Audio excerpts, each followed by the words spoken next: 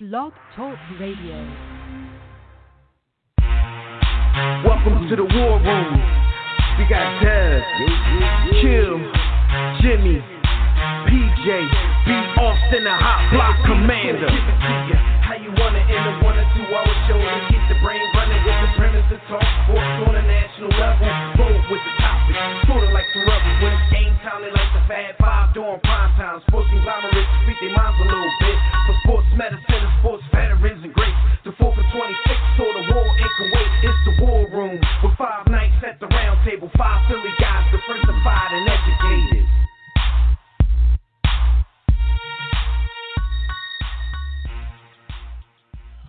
What up, everybody out there in War Room land? You are once again live in the War Room, brought to you by War Room Sports on the War Room Sports Podcast Network.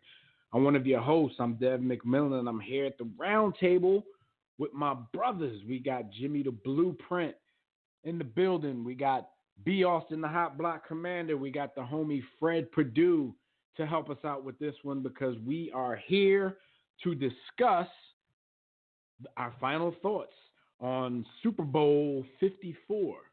So we are in the building. We're going to give you our final thoughts on that. But before we do, y'all know how it is, man. Get your popcorn ready. If you want to hop in the chat room, you can hop in the chat room and help us. That's blogtalkradio.com/the War Room. If you don't have an account, you can just you can make a quick account on Blog Talk, or you can sign in through your Facebook or Twitter accounts. But we are in the By the Hood chat room, taking Super Bowl predictions and things of that nature. So, B. Austin, what's the deal, man? Super Bowl 54 is here. Initial thoughts on the big game. I am so hopeful that Big Red gets his chip. That's what it's about for me. However, defense wins championships. Niners have one, Chiefs don't. By the end of this episode, we will know our picks.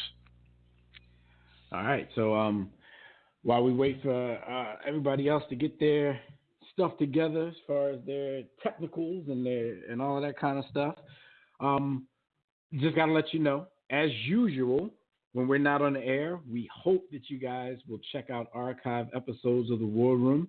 You can do that at the hub, warroomsports.com. Just click on that podcast network tab, or you can do it from wherever you listen to your usual podcasting, Spotify, Apple Podcasts, Google Podcasts, everything, things of that nature. So just check us out when we're not live on the air, but we hope when we are live on the air that you come join us. And get in on all the conversations. All right, so first thoughts about Super Bowl 54. Jimmy, I know it's been a pretty tough week as far as sports is concerned because of the death of Kobe Bryant, so we really haven't given the Super Bowl the attention that we usually do, the attention that it deserves. But just from the two teams that are playing, do you expect this to be a good game, or are you expecting a blowout on either end of this? I'm actually hoping for a good game, just because, honestly, because of like the events of the past week, I don't even care what really happens as of right now. But I'm hoping for the game to be a good game, so I kind of get distracted from how somber this week has been and how crazy, because it still is not real to me yet. And I know people are like, yo, you're exaggerating, but that's how it's been in the world of sports, because everything you look up is a Kobe tribute and there's pictures of him and his daughter. And I'm telling you, the fact that it was him and his daughter makes this thing like it's 50 million times worse. And I know this is not about Kobe. We're supposed to be doing a Super Bowl preview, but I'm hoping for this to be a good game to kind of get back into the game, get on a group chat, talk trash about the game, as opposed to it just being sad clip after sad clip after sad clip. And with that being said, I know they're going to pay tribute somehow, which will probably trigger me then. But I'm just hoping that both teams come to play. When you have a high-powered offense, a high-powered defense, I'm looking to have a competitive game. Fred, what's your initial thoughts on the game? I mean, I need a good game. How about that? I need it to be a good game. Right. Yeah, I really need a good game too. I really do need a good game too because initially, it's one of those classic matchups. It's really high-powered offense versus really, really, really good defense. I feel kind of cheated because last year I said the 49ers might be this good, and Jimmy Garoppolo got hurt, and it kind of threw that all out. So I was about a year early on this team, but they kind of got a gift in Nick Bosa, and I think that's might be the difference in this one. I hate these type of matchups because it's either going to go one way or the other. It's not. I don't think it'll be either. I don't think it'll be a really close one. I think it's going to just either the defense is just going to overpower a team that doesn't run the football well enough, or a Chiefs offense is just going to overpower a team that doesn't score a ton of points, and the defense is going to have to do everything. So you brought up Jimmy Garoppolo. He's been, used to be my guy, his name has been in the mix. It seems like a lot of people think that Jimmy Garoppolo has kind of been along for the ride. And, of course, as a quarterback, you're going to get the credit if they finish this out. And you might even get the blame if they don't finish it out. With that being said, who do you guys think has the most to prove in this game? Like, is it a Jimmy Garoppolo? Is it an Andy Reid? Is it even a Patrick Mahomes with the praise Andy that Reid. we put on him? Andy Reid by far. Andy Reid by unanimous far. Andy Reid here? By far. Because as we've been stating, and I think this is unanimous, Andy Reid is probably the best coach, if not top three, without a Super Bowl win. Right. Without a Super Bowl win, and this thing validates his career. Yeah, it validates the career. He's taken a team to the precipice, and because of his, commitment and loyalty to a bum and a system, he was unable to get it done versus the Patriots because he gave the ball. The person that he placed his faith in gave the ball to the Patriots 4 times. I know only 3 of them counted. And so, this for him is an opportunity to show that what he brings to the table and what he's able to put together is championship worthy. And so I think having been to the mountaintop or close to it multiple times, man, this is it for him. Jimmy G, he's riding in a car with a great engine. All he got to do is not crash. Pat Mahomes, we don't know whether he'll be back because we don't want to take it for granted. But we thought Dan Marino was going to be back. But in today's NFL, though,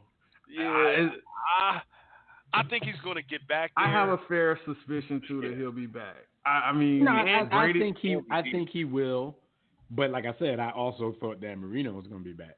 So I'm not saying it's not going to happen like it didn't for Dan, but we can't take it for granted. Yeah, I'm old enough to remember when everybody said, "Oh, don't even worry about it. Marino will definitely be back." Like I'm old enough to remember that. Like to remember that the analysts literally saying it with like conviction and saying it. It's okay that they lost. You know what I mean? They were guaranteeing it. Now, guaranteeing it. Some context to that is Dan Marino was one of those guys where his organization rode solely on his back. Yeah. And so, they didn't invest a lot in both sides of the ball and in other positions. They said, we got Dan Marino. And so that wasn't even But I think fair. that's kind of like it's not really a lot of. That's one of those things that people say, but that Dolphins team was good. They had arguably one of the greatest coaches ever. But a lot of teams do that too. I mean, a lot of teams do that too. I mean, whether it's the Peyton Manning era. I mean, Peyton Manning had that for his whole career until he got to Denver. I mean. But what I'm saying is, a lot of times, it's so difficult to get to a Super Bowl. It's so difficult to win a Super Bowl, which is why they're cherished the way they're cherished because it's not even just about being good. You need so many things to work well or to work out for you in order to get to that point. So you never want to take it for granted and just assume because of someone's talent because everything happens.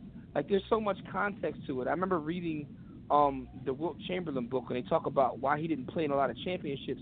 And there were so many things concerning injury and timing and this happened and that happened that, it's context to everything. It's a lot of luck and skill. A lot of luck and skill. You never want to take these things for granted. So that's why even though he's a young guy with uber talent, he has to try to get this done today. Like everybody swore Lamar Jackson was going to be here this year. Exactly. I mean, you have to give as much them as today.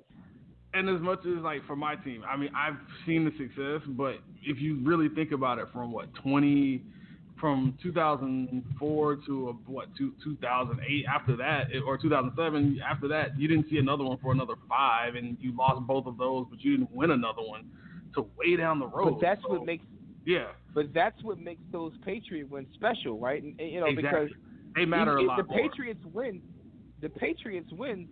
Like it's not like they got in the bowl and just blew people out either. There's a couple plays here and there where they wouldn't have won those games. So to win those games is what makes it more special because everyone knows how difficult it is down to achieve a Super 28-3, Bowl. I was very worried. Trust me. So my point is, like Patrick Mahomes, and the same thing goes for Jimmy G as well. You can't just make that assumption. You have to play this game as if it's your last. That sounds mad cliche, but it's so true. Because you can't just assume based on your age and your talent that you're going to be there. Injuries happen. I mean, injuries are a big part of this. All right, so before we go on a little bit more about the game and also get to some phone lines, we got some things to announce because we have the NFL awards that were given, and we also have the Pro Football Hall of Fame inductees for this year. And we had talked about it earlier because the coaches, they came out earlier. Of course, Bill Cowher and Jimmy Johnson are in this year's class. Contributors are Steve Sable of NFL Films, Paul Tagliabue, former commissioner George Young, who is an NFL executive. The seniors class, Harold Carmichael, Jim Covert, Bobby Dillon, Cliff Harris, Winston Hill, Alex Karras, Donnie Shell, Duke Slater, Max Speedy, that's a hell of a name, Max Speedy, and Ed Sprinkle. But the modern era players, the people that we were waiting to see who was going to get in, safety Steve Atwater, wide receiver Isaac Bruce, guard Steve Hutchinson, running back Edgerrin James from my guy again, and safety Troy Polamalu. So just, we're talking about them, not the seniors, not the contributors, not even the coaches. Atwater, Bruce, Hutchinson, James, Polamalu. Everybody's cool with that class? Anybody undeserving? Undeserving. I'll start. Because, I'm not one to rain on anybody's parade. I'm not, and congratulations to all 5 of these men. Even though the numbers are what they are, I never really looked at Isaac Bruce as a Hall of Fame wide receiver. And I know people have talked about because him he had that getting eye in on the for other the last side. few years. That was probably better. I've never looked at Isaac Bruce as a Hall of Fame wide receiver. And the thing is, he has the Super Bowl to back it up. He has the numbers to back it up. Mm-hmm. I still just never looked at him as that difference maker. But, when we're talking Hall of Fame these days in any sport, it seems like we've kind of gone away from difference maker, super impact being a part of the criteria. Dion was so right about that one. I know y'all gonna kill me when I'm getting ready to say is I never looked at Edgerrin. Now I was gonna say the same thing. No. I'm an Edge fan, but I understand where you're coming from. I'm an Edgerrin fan. I think he was an amazing player. But when I look at the term Hall of Fame, it's like these guys are like the superheroes of the league. Like they're the Walter Payton, not the Edgerrin James. Like if Edgerrin James is a Hall of Famer, what the hell is Walter Payton? I think what we've learned over the past 10 years, of doing this, I think we've learned that our standards are just too high. Are high, yeah. It's not how they look at it. I mean, obviously Deion Sanders is with us, but based on our standards and now that I've had fun with it because Edge is my guy. He's one of my guys. Y'all know I was a huge Edgerrin James fan.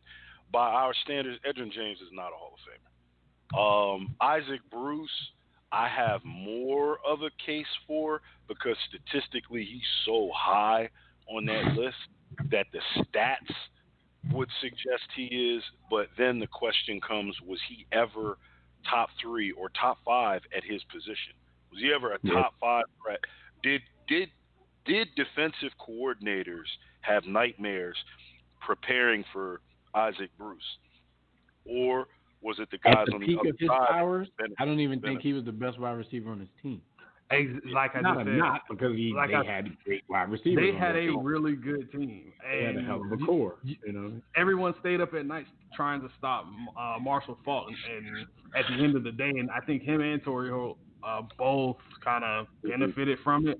They were one of the first teams that were, at least in this era, that were. I mean, they were just a ridiculously high-powered offense. And Jimmy, I agree with you as much as the whole. I talk about Miami Hurricane football every day, and I know I catch a lot of flack for it. Yep. I catch a lot of flack for this, and I'm probably going to catch a lot of flack on Monday, but I just don't see Edgerrin James as a Hall of Famer in the NFL. Maybe if you say college football, maybe, but when I think NFL, I've always said that my two requirements to get in the Hall of Fame, you have to change the game in some way. Whether or if they tell the story of the game, do they have to include your tell the story of, as a part of Maybe Ed started dreadlocks and gold teeth. If your name is Deion Sanders, you are the best corner, whether it was in the 90s, the 80s, the 70s, till now. He's still the best. Even now, he's still the best corner I've ever seen. And so for Edgerrin James, I can give you 5 running backs throughout his time period that were probably better than him when he played. So that's when it becomes an issue for me.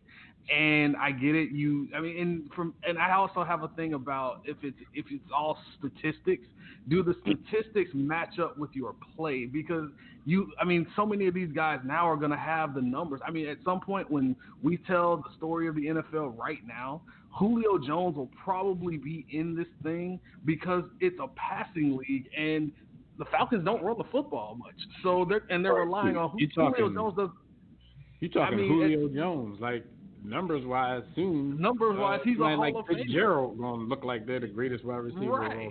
Fitzgerald is slowly but surely climbing. And I don't think he'll catch Jerry, but he's not catching Jerry. He don't even have the quarterback to catch Jerry right now. Yeah, I guess with the numbers thing with Isaac Bruce, he has 1,024 receptions, 91 touchdowns, and 15,208 yards. The yards make him 5th on the list, right behind Jerry, Larry, T.O., Randy, and right in front of Tony Gonzalez, Tim Brown, and Steve Smith. So he's in some elite company. Shout out to Skyview and Neil in the chat room holding it down as usual. And Skyview, it's early where he is. So shout out to Neil. I will say this about Edgerrin James. If he's 13th all time in rushing yards, which when you just kind of say that out loud, it just doesn't sound right. But when you just like watching him and going back, I'm like, I don't remember 12,000 yards at all. But everyone ahead of him is outside, and everyone ahead of him except 2 players. Adrian Peterson, he's a Hall of Famer, no questions asked. And Frank Gore, he's going to be a Hall of Famer just because he's 3rd all time in rushing yards. And that's what Fred, that's exactly what I was about to bring up, though. I'm like, now that you put Edgerrin in, they have to put Frank Gore in, whether we believe. You got to put Frank Gore in, but then where do we stop? You got to put him in there. At some point, where do we stop? Do you put Fred Taylor in because he's just right outside? Do you put Corey Dillon? Fred was my man. Do you put Corey Dillon in because he's right outside? Said, according to NFL players, Isaac Bruce is that dude. And I mean, I'll even go as far as this one. I mean, I'm sure he's hard to guard. He's fast as hell. Yeah, but here's the thing, though. And he was a great route runner, as was Torrey Holt. They were amazing route runners. I think there are a lot of that dudes. Let me ask you guys a question, though. Be Hall of Famers. Yeah. There's this thing called the Hall of Very Good. They can go in there. It's no problem with it. No disrespect. Hold on though. My question to you guys is, what is the criteria though? Because a lot of times when I hear people from the Hall of Fame talk, they start talking about people's character and how they represent the game. I hate that. Things that really have nothing to do with on the field. And when shout out to Skyview and Anil, we really appreciate y'all being up with us. But when Skyview says that, it is true because his reputation around the league is a stellar one. And it just reminded me when he said that I always hear guys talk about how they represent the game, things that really have nothing to do with their play on the field. That's so when you bring that part to it. But is that because Isaac Bruce is going to bust your ass, but then if you trip, he's going to help you up, or he's going to say good coverage? Say God bless. Is it because he's making you feel good as a person, or he was like really that guy who was just going to go out there and kill you? But to Jimmy's point, I think that's kind of the point that we've made over the past 10 years, and the reason why we do our own HOF or FOH. Shout out to the undefeated, and they biting asses. I think that's the point of why we do it, because the criteria, I'm doing that in air quotes, is so screwed up now, because I don't know if there is a set criteria that these guys go by. It's just individual journalists and writers with their own opinions, and a lot of their opinions are based on personal feelings a lot of times. Because there should be no universe where, I don't care what you thought of him as a person, there's no universe where Terrell Owens doesn't get in the Hall of Fame as soon as his name comes up. You know what I'm saying? Like, there's no world in that. So, it's all about personal feelings, even if you take it to other sports. You know what? You brought up a name. Someone brought up a name in comparison to Edgerrin James, and it's Frank Gore. And we joke a lot on here about Frank Gore. Some of us feel he should be in. Some of us feel he shouldn't. Some of us are on the fence. I just looked at Frank Gore's numbers, and one of the things that's big for me is not just the yards per attempt, but when I see 1,000-yard season, right, and I'm thinking, all right, you have 16 games to do it. Frank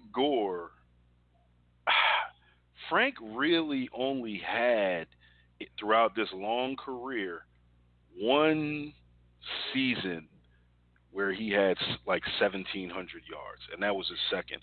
All his 1,000-yard seasons are like 1,100, 1,036, 1,200. Like, there's no. You put a gun in my head, made me answer right now, and you got a minute or less to answer.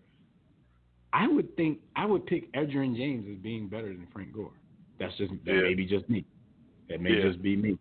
But history is going to tell a different story as far as that. And I think also the longevity has something to do with it. I mean, at this point, he's just hanging around the league having fun, and his numbers are going to continue. Even if he is having 50, 60-yard games every week at this point, those 50, 60-yard games are going to continue making him go higher and higher.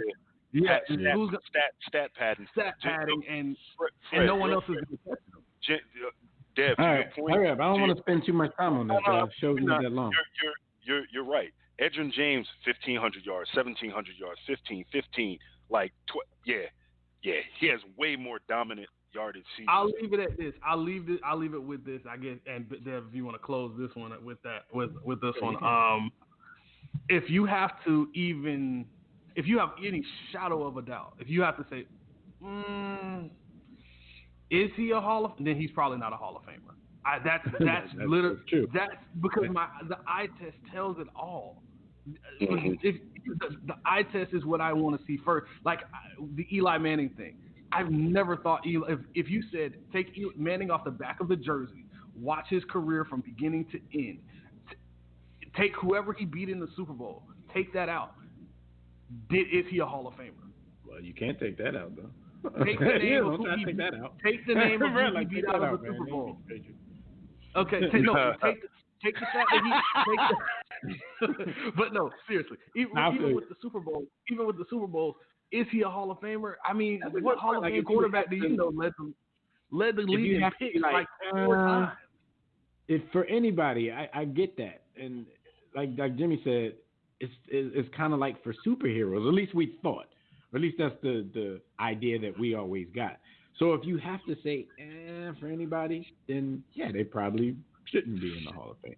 All right, but let's one more thing, because we got a guest that we want to bring on for a few minutes. We're going to talk to the mad scientist, Nick Ciccarelli. We're going to talk to him about the Super Bowl when we get deep into that. But before we do that, I want to ask you guys one more thing about non-Super Bowl related NFL awards.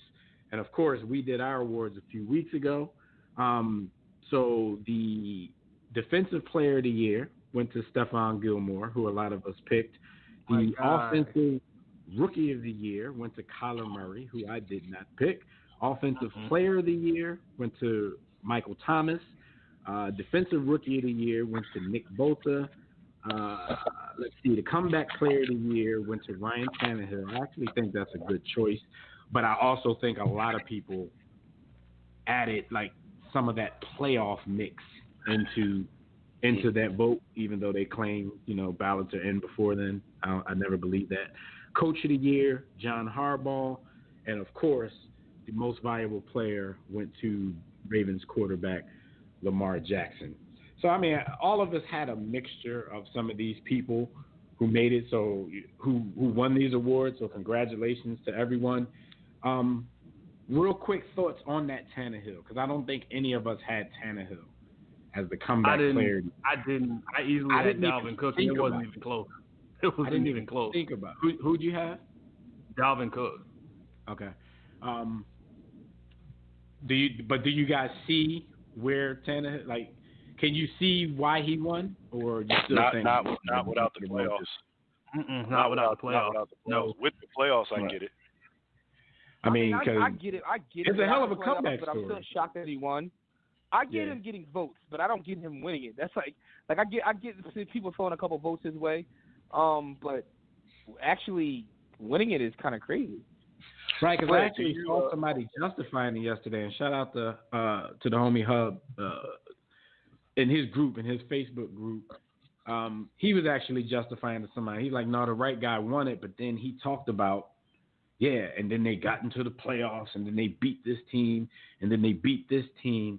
And I was thinking, I didn't want to get into a Facebook conversation, so I didn't answer, but I'm thinking to myself, like, well, what these awards are supposed to be, really none of what you said should have been a determining factor. Like, it makes it, after the fact, it does make it a great story. If you add the playoffs and how far the Titans went, if that's allowed to be a part of the voting, no problem, no issue. I like Ryan Tannehill, even though, it wasn't really him killing in the playoffs or anything like that, but he did come and bring a steady hand to this team that Marcus Mariota didn't give him. But, it was kind of surprising that he came up in that vote. It kind of makes me not believe even more that they put in all of these ballots at the end of the regular season. Because he seems like the trendy choice, and he wasn't really trending like that when the season ended. Everybody else, I pretty good picks. A lot of them were the same picks, so congratulations to all of those guys. So let's get back to this game, and let's bring on a guest. He was trying to talk with us on Thursday, man. Y'all know how the lines blew up on Thursday because everything was about Kobe. But now we're going to try to settle into this NFL stuff. And if you guys listen to the War Room Sports Podcast Network, if you've been a long-time listener, then you know the Mad Scientist because he used to have a show on the network. So let's bring him on. Nick, what's going on, man? It's been a while. I can't believe that it's been literally almost 3 years to the day that I have actually stepped foot into the War Room. And it's just an honor to finally be back what I consider one of my homes, because you guys were the OGs that helped get me started way back in the day before I had to step away. And thank you for allowing me to come back on. I really appreciate it. Oh, we appreciate it, man. So everybody else has given their initial thoughts on the game. Like, what do you like about this matchup? Oh, this matchup is awesome. It's the irresistible force versus the immovable object. It's basically Kyle Shanahan. It's basically, Andy Reid versus Saleh. Two great minds that are going to be pitted against each other. And, I mean, for the first time in a few years, I am very, very excited about a Super Bowl in which I think we have two teams that are perfectly even matched up. We're also in a Super Bowl where, for the first time in a very long time, the injury report is 9. There's nobody on the injury report. Like, so Kansas City, they're so healthy. They have people like LaShawn McCoy not even dressing for the game. Healthy scratch. I know. When I saw that, they have too many bodies. I saw that. I was like, wow, okay, that's hardcore. There's no excuse. I don't want to hear any excuse from anybody about this game. This is the game that everybody should have been looking for when the playoffs started. Personally, I was hoping for this game because this is like to me it's a dream matchup. It really is. Yeah. It's a dream matchup. And I already have it in my mind, the final score. I already think who I think is going to be the MVP, and I actually think there's going to be a couple of records broken this game. All right. Well, like I said, this is a short show, so if you want to stay with us, we're going to do our predictions and scores and MVPs at the end of the show. So if you want to stick around with us, you can do that. But if you can't, then you can give it. It's up to you. If allowed, sure, no problem. Oh, yeah. All right. Were you with us? Well, so let me I just go want to bring up one. Okay, go ahead. No, I just want to bring up one thing that you guys talked about earlier regarding the Hall of Fame. Mm-hmm. I disagree with Hutchinson, and I disagree with Atwater. I think John Lynch should have been in. I think Tony Baselli should have been in. And I still think one of the original Hogs, Joe Jacoby, should have been in. Yeah, for those three to still be on the outside. That's a good point. For those three to be on the outside looking in, to me, it's a travesty. And one last thing, before I say anything, Frank Gore, not a Hall of Famer, not even freaking close. That's a good point. Like I've heard the John Lynch case, and I tend to think that John Lynch had a bigger impact on the NFL than Steve Atwater. Jimmy, do you agree? Always being a Broncos fan back in the day, like. I mean, no, Steve, it might hit a little different for you. I guess so, but it's tough for me, man, because all I think about is Christian Okoye on Monday night. But I mean, that's not one play. But like every time you think of Steve, you think of that one hit. Yeah, I think of that play. But on everybody. This is the thing, though. And this goes into what is the criteria, and also the NFL has this thing. If I'm not mistaken, this is the NFL that has like you have to have a certain number of people every year. Mm-hmm. Like they're forcing. They go into the hall. Yeah, because I think baseball doesn't have that. So baseball will put like one dude in. Right. Quick show. Let's go. And I think that might be part of the problem too. They need to overhaul how they do this whole thing. Like it's just too much going on. You start forcing people in because you need bodies because you want to have this event. Yeah. But like I said, there's still other people out there that probably could get the nod over some of these people. It is difficult to see, Joe Jacoby being left out of all of this, but then you're putting in linemen. So it's not like you don't have people. It's so arrogant to me because, honestly, I'm going to be completely honest with you guys. I thought Joe Jacoby was already in. Right. So, I only know he isn't because the Washington professional sports team fans are very adamant about that. That comes up a lot. I would have automatically assumed he was in as well. But they be bitching about the fact that he's not, and I think it's a travesty. Fred, what X factors on both sides, on both teams? Both teams. Who's the X factors for this game? Tyreek Hill, number one for the Chiefs. I mean, we all know Pat Mahomes he's the most ridiculous quarterback we've seen in a minute. So way better. Hey.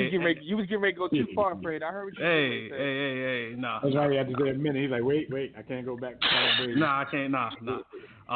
But Tyreek Hill is the ultimate X factor because you can use him in so many different ways. Travis Kelce, those are the two guys on offense for the Chiefs. But Tyrann Mathieu on defense, I mean, I've seen this dude do it from the time he was at LSU, and he's done everything he did this year. He's been doing it throughout his career. Every time you need a big play on defense, you need a turnover, something to happen, this dude shows up. I think he's going to have a big game for San Francisco. Offensively, Deebo Samuel. I mean, every time they need some kind of a spark, whether it's an end around, a screen, something, they find a way to get him the football. He's one of those guys that you don't really you have people plays that find a way to get him the football. That's what you do for him.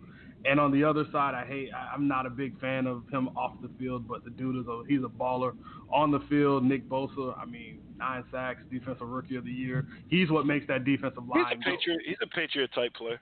Hey, nah. Question for everybody: Do you guys think that Raheem Mostert is going to have a big is going to be a big factor in this game, or did he already have his Timmy Smith moment in the championship game? They have a committee back, so it's really hard to say. Right. I mean, he might not even start the game. It could really go by feel. I think maybe Kyle Shanahan says whoever has the hot hand, that's who I'm riding with right now. Right. But that's what I'm saying. Do you think he will have the hot hand, or do you think, I think it's still the Matt Breida show. It's still the Matt Breida show. Okay. All right. Anybody else on Raheem? One hit wonder or no? I don't know. Yeah. I don't think it's a one-hit wonder, but I don't think he's going to have a huge impact in this game. I think he's going to have a decent career. I think he'll get on track and show something in regular season situations. But this game, nah. Mm-mm. I mean, but he's a guy. He's been like cut, released by like 6 different teams. No, they gave him. They gave either him that could jumpstart him, or that might have just been. It could have been that's the that moment one game we never hear from you again. Well, that was the one moment. I mean, might not hear anything big. I don't know. I don't know if he'll fall all the way off. But to repeat that again is kind of crazy. That was like his mom's spaghetti moment. Like, I don't know him. He can't do that again. All right. Well, let's go to the phone lines. Let's take some calls, some predictions. Everybody that's on the phone line, you got to keep it short because this is a short show. Let's see. We got the homie Tobias out in Arizona. What up, Tobias? How the hell you going to tell me to keep it short, man? How you going to put a time constraint on me? That was a blanket statement. That was for everybody. Okay. I was about to say, man, that's what happens when you let these nakers get their own show, man. That's all I got to say, man. But here's the thing, right, with this game. I think the 49ers are the better. Yeah, I think the 49ers are the better team, but I'm pulling for the Chiefs. So I want to see Andy get that ring. And I see a lot of people are anointing Mahomes as like the greatest quarterback. He has all this talent, right? But I don't think the media understands how hard it is to make a Super Bowl. Dan Marino's one of the most talented quarterbacks I've seen and went to one. And that was his second year. Right. Yeah. And I hate all this. If I get my pick, I say this. I hate all this. Remember, Dan, we were talking about this a while back. All this revisionist history. And Fred's a big college football guy, too. Like all these folks who watching Texas Tech football and knew this was coming from Mahomes. Nah, I didn't see that at all. When he was remember, in college, I posted the draft scouting report. Yeah. A lot of it was negative. They were talking about, how he was reckless with the ball. But I tell you, who did see it. Andy and the Chiefs saw it, though. Did they trade up to get him? Yeah, they traded up to 10 to get him. And here's the to thing. get himself a nice, strong arm buck. Andy Reid is the quarterback whisperer, man. He's the quarterback whisperer, man. He can make anybody. And he sat him for a year behind Alex Smith to let Alex Smith make all the mistakes. And you know what? And remember, we were talking about that before, where it's about look where he went to where that great situation where he didn't have to be the savior. Exactly. Imagine if the Browns did draft him. They on their third coach right now. It's Baker Mayfield's third year. I don't care how talented. Yeah. Tobias. Hey, hold on. Before I hear a lot Jim, I was just saying, I know B can't stay around long. If you about to roll, B, just give us your picks and your MVP before you management.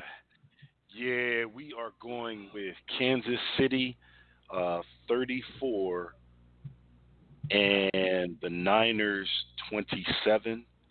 And I'm going Tyreek Hill as the MVP. All right. Hey, B, before you roll, screen that call for us. No, dig it. No. No, dig and I go ahead and give my pick. Good luck to my nephew. Chiefs, no doubt. Hold on real quick, though. Chiefs 24 and on the Niners 2 for Kobe and Gigi. But listen, though, real quick, though, Tobias, you brought up a point that I just want to bring. I want to ask you guys, everybody who's on around this round table right now. You talked about how you're rooting for Andy Reid, and that's a sentiment that I hear a lot of people online and offline, specifically being here in Philadelphia.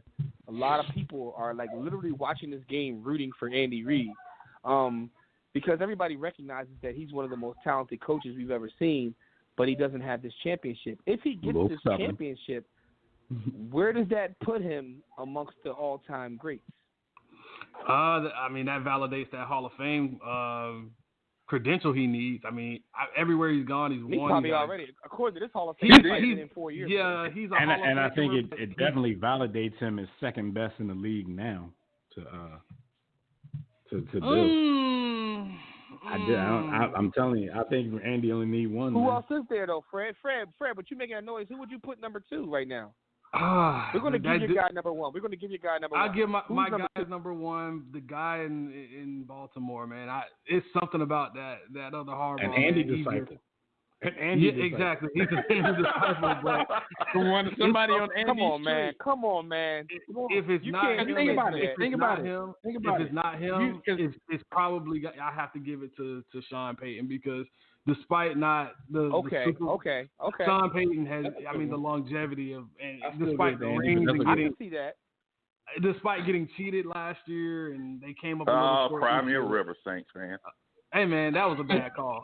I can give you that definitely was a bad call. Argument, but they blew it this year. Yeah, they blew it this year. I can't give you that. I give you an argument for Sean Payton, but there's nobody else in the boat with Andy, man. Harbaugh learned from him. Write the name on that joint.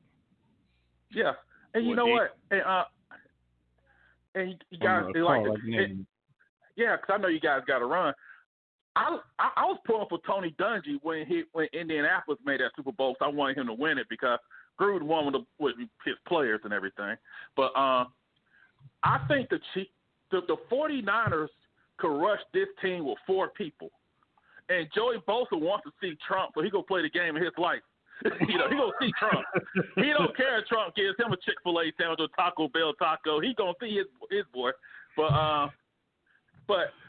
I think it's gonna be 31-27 Niners. But I hope the Chiefs win. Cause I think that because I think what the Chiefs they're so great offensively. They could be a little sloppy and be like we're good. But this team could not just run the ball, it's how they run the ball. Mm-hmm. It's not just up the middle, it's the scheme. It's that stretch running, the outside zone game. Yep. Yes. And the thing is, they can rush 4. That's the big thing with them. The Titans trying to rush 3. I'm like, bro, you can't rush 3. You got to put some pressure on him. And I think that's the key right there because, remember, the Chiefs are the great running team. And the thing with the run game people don't give credit to is that it controls the game. It keeps people off the field. That was one of the reasons New England beat them last year, was that they kept Mahomes off the field. That's you run that far just for the clock. Yep. And and Jimmy G can make enough plays. He's not Tannehill, so Jimmy G can make enough plays to get that third down conversion. And, so I think the Niners going to win, but I want the Chiefs to win. I got a lot of Chiefs friends that are Chiefs fans. I'm pulling for them because, hell, they ain't had a championship since Kennedy got assassinated. I think. So, give them one. All right, Tobias, man. We wrap to you on Thursday, man. Thanks for your call as usual. We hit you in the chat room. Hey, remember, guys, you Nakers have a great day and have a happy Roll Tide day, fella. Take it easy. All right, Tobias. Take it easy, homie. All right, we're going to bring it back over to the East Coast. We got the homie Joel calling in from NY. What up, man? Good morning, y'all. How y'all feeling? Pretty good, man. How are you, sir? I'm doing all right, man. Just here the first day we've said anything about the Super Bowl since the teams were named, or at least since last Sunday. What's your thoughts on this game? I think the 49ers are going to win. I do. I think they run the ball as well as I think any team I've seen in a long time, as far as spreading you out and putting all that motion. I mean, the Rams last year did it too well too, but just their use of the fullback and everything, I don't think the Chiefs are going to have an answer for it. They have to score points, obviously. It's not going to be some 17-13 fucking game. They're going to have to score 30, I think in the 30s, and I think they will. I think Jimmy Ward is a big part of this game too. He's probably the only. 49ers secondary is all right, but they're good, but they're not particularly fast, except for him. And I remember somebody mentioned how Hill is like the X factor, and I think a lot of that falls on Ward, keeping Hill in front of him. Playing safety because Sherman is more of a zone guy, he's not going to man on him. So I think Ward is a big part. If he can somehow keep Hill in front of him, I think the 49ers should win it by at least 8-10 points. 8-10, okay.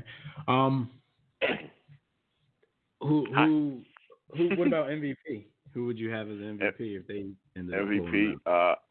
Whoever they decide to run the ball with today. I don't know if it's going to be Coleman or Breida or Mostert. None of them, by the way, are second overall picks in the draft by Gettleman. I think they should all. Whoever gets the hot hand here will be the MVP. All right. And what's up with y'all, man? When y'all gonna get back on the network? Whenever we realize that winning 10-7 don't cut it in the NFL anymore. You guys are. I'm assuming you're a Giants fan, and you guys are. Cursed. I'm sorry. He's a Giants fan. I don't want to see y'all ever again.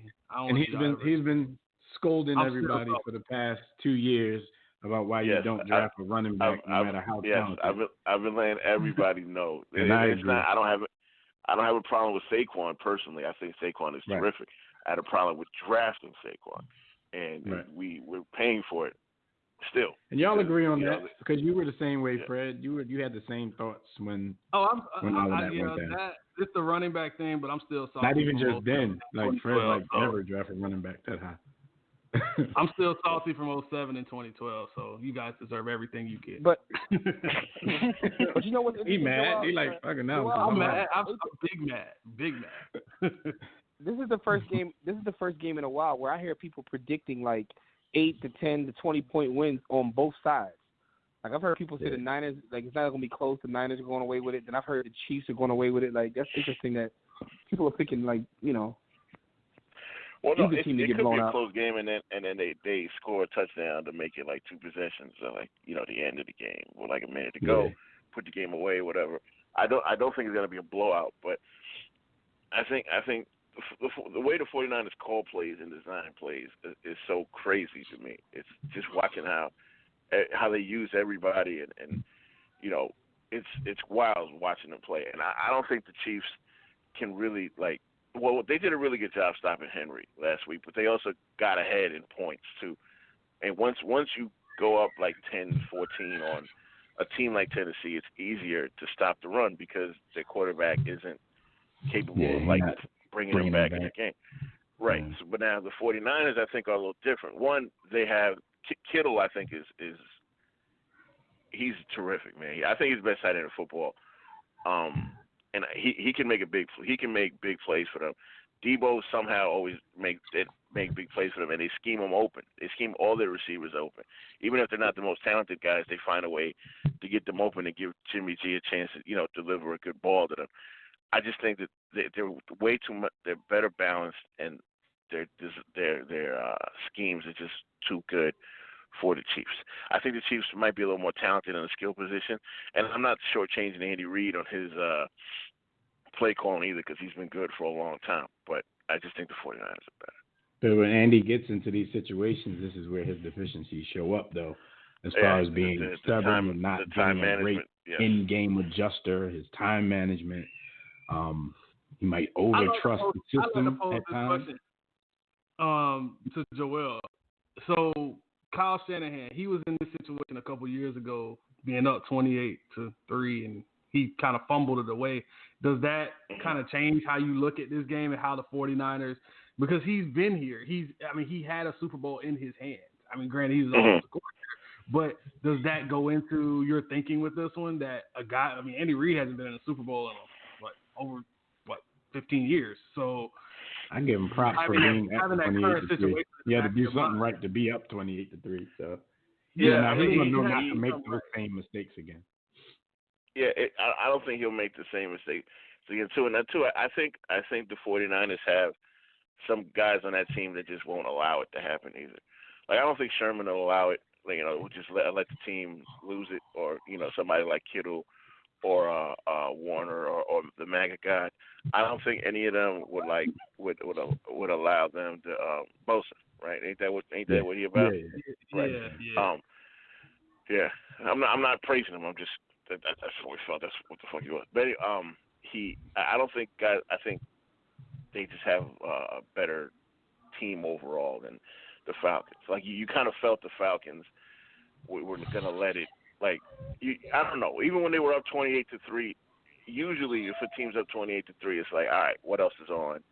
You know, like, when are these wings gonna be done? You know, something like that. You should start thinking about something else. Like in that game, I didn't get the feeling the game was over with the Falcons, and I kind of feel like if any team here goes up 28-3, it's over. All right, man. Well, hopefully it'll be a good game. Like I said, I haven't thought about football. I think it will be a good game. I think there's a so lot of talent on both sides. We appreciate the call, and we need to get y'all back. I appreciate y'all, man. Well, man. What's up with the Hoops Pod, man? hey, soon, man. I'm just trying to figure myself out, but I want to talk to y'all about basketball too, because one is it's a superior sport, and two, there's just so much going on, and I would like to, share my thoughts with y'all, man. I miss y'all. Absolutely. Let's do that Thursday. Let's pick a time. Thursday it is. Segment on Thursday. All right. So we hit you. All right, man. Appreciate the call. Enjoy the game, yo. Be good. You too. All right, well, let's take one more call because Mad Scientist dropped off without giving his picks, so we're going to get his picks. But Skyview in the chat room, he said 49ers 38, Chiefs 27. Richard Sherman gets a crucial interception and takes home MVP. So before we give our final thoughts and our picks, let's get Nick's pick. Nick, what's up, man? We need your winner, your score, and your MVP before we get out of here. Sure, no problem. I'm very sorry about dropping off earlier. Family stuff. You know how it is. Final score: San Francisco 34, Kansas City 31. MVP: Raheem Mostert. And he will break the rushing record and the touchdown record today, because if he runs like he did against Green Bay, it's going to be a long day for the Kansas City defense. Mahomes will throw up some great numbers, but if you can't stop the run, you ain't going to win. And I think Mostert's that type of guy that's going to do some heavy, heavy damage today. All right. Well, Nick, as usual, man, like back in the day, thank you for spending some time with us today. We will talk off air about some other things, some other important matters, man, but enjoy the game. And we will talk to you soon. Absolutely. Thank you very much. Have a good night. All right, no doubt. All right, Fred and Jimmy, final thoughts and score prediction, MVP. Who y'all got? I'm just hoping for a great game because it's needed right now. Play hard, my man. Yeah, I'm hoping for a great game because listen, man, I just need it right now. But my prediction, and it's only because I want this to happen, to be honest with you, I'm going to go 34 Chiefs, 27 Niners. Cause I just want Andy to get this ring, man. I know a lot of Chiefs fans as well. There's a huge contingency of Chiefs fans in Philadelphia to the point where they have their own bar. They got a bar, they don't meet they? up and watch Chiefs games. Yeah. How do they come from? Why do y'all have a bar? Yeah. It's random as hell, but it's a huge contingency of Chiefs fans in Philadelphia. But I want them to get their chip. Plus it's the AFC West thing. Let them get their chip. And the Niners got enough already, man. So 34-27, I want Andy to get his chip. But it is going to be a tough game. All right. MVP, though, obviously, the Chiefs win. Obviously, the Chiefs win. The MVP is one guy. Is Pat. Right. Unless I was thinking the same thing. Unless somehow Tyreek Hill just goes bat, but the person throwing it to him is going to get the same kind of credit as far as stats. I'm going to go 31-27 Chiefs, and MVP Patrick Mahomes. Andy, it is your time. Like I said, you got people rooting for you that aren't even Chiefs fans, especially from the city that you used to coach in. You didn't pull through for us, but we're not mad at you. We're still rooting for you, so you got to go out there and get it, man. You got to get that legacy. This is your legacy game. So go out there and get it. Fred, you can end it off for us. All right. So, score Chiefs 40, 49ers 24. I said earlier, it's not going to be a close game. Either one side is going to just win big or one side, however. But I just don't see where the points are coming from for the 49ers. And the Chiefs, if they get up on you, it's over. It's over. I think Pat Mahomes last year was probably his year, and D Ford, who is ironically on the other side of this thing, and he's on the other side of this thing. He messed it up for him, so I think he might have a little bit of animosity towards him. I don't know, but I got Pat Mahomes being the MVP. I think he might have one of those ridiculous games where he might make a behind the head throw or something, where he just makes some crazy play. Yeah, it's gonna be one of those games. You know what though? Yeah. I think Patrick Mahomes should start the game out just wasting it down and just drop back and then just beam D Ford in the head and then get the festivities started. Yeah, I mean, I don't know. I like Pat Mahomes. There's not that many quarterbacks outside of my guy 12 that I like, and I've liked him probably since I've seen him really have some success here in the NFL, and he might be the next guy I really might root for. I don't know. I mean, who knows? All right. So good. Yeah, I got the Chiefs 40-24. All right, 3 Chiefs remaining here, so we'll see how it goes. As usual, everybody, we'd like to thank everybody for joining us for another briefing in the War Room for our Super Bowl 54 pregame show, San Francisco 49ers versus the Kansas City Chiefs. Thanks to everybody for joining us. Fred, thank you, as usual, for co-hosting with us. Thanks to the mad scientists for calling in, Joel, and everybody else who called in. Thanks to everybody in the chat room, Skyview and Neil holding it down, as usual. If we didn't get to your call, we apologize. This was a shorter show than usual, but be back with us at our regular time, same bat time, same bat channel, Thursday from 6 to 8 live, or you can catch us on demand on warroomsports.com.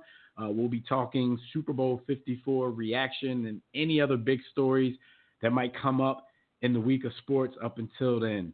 So until then, everybody, enjoy Super Bowl 54. Enjoy whatever you'll be doing this week until you hear from us again. Make sure you get a copy of Jimmy's book, Sports the Book, at warroomsports.com or sportsthebook.com. And until next time, everybody, don't accept mediocrity. Be steadfast in the war against ignorance, and we'll see you chumps on top. Peace.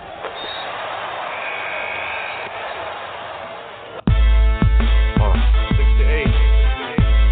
Yeah. War Room Sports. Y'all ready? Let's go. Stay in tune to Jimmy. Know the blueprint. Yo.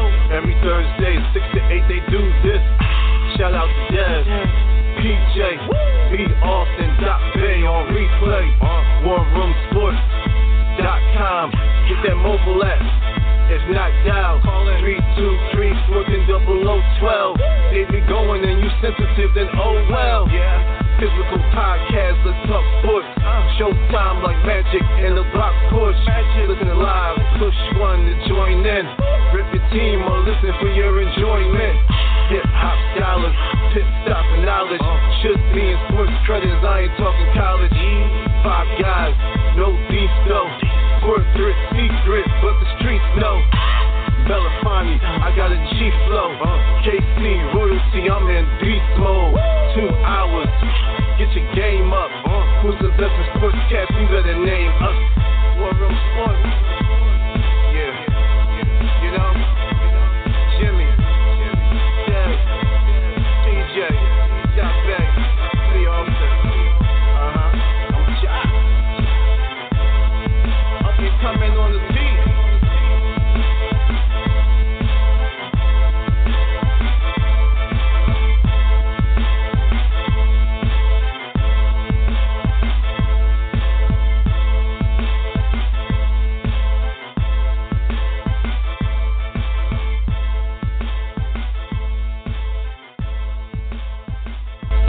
War Room Sports, www.warroomsports.com. What? Ain't no more to it.